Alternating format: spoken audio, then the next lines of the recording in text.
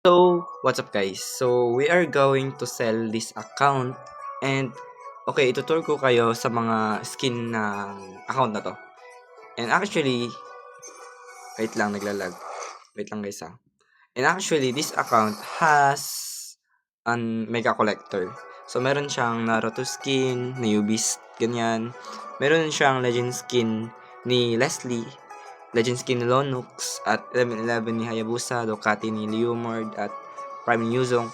Ito siya guys, if Yuzong main ka guys, I recommend ito na yung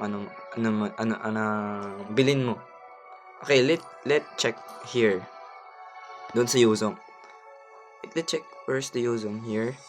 Wait lang Wait lang. Eto. So, meron siyang Prime ni Yuzong at M5 ni Yuzong, guys.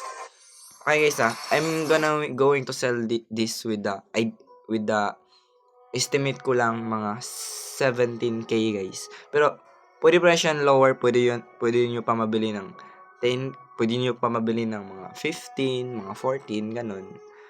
And I accept, no? Depende na lang sa negotiation natin. So let me tour you for more. Meron siyang Ducati ni Leomord guys actually. At eto mas best. Favorite ko tong skin ni Roger. Itong Transformer guys. Meron na siyang Transformer guys for only 13k na lang. Or kung ano pa, pwede siya upper guys kasi hindi ko pa talaga in-estimate lahat ng skin at lahat ng nagastos ko dito. And so let's view about sa mga hero. So ang maganda dito guys kasi yung mga hero niya is puno na.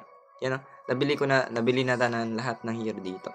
Kaya hindi ka na mag-aalangan na mag-igib pa na lahat ng battle coins para lang makabili ng bagong hero.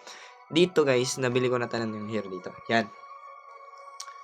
And I think bagay to sa mga Leslie user guys kasi meron na siyang legend skin ni Leslie. Yan, meron siyang legend skin ni Leslie na napakasulit ng effects guys.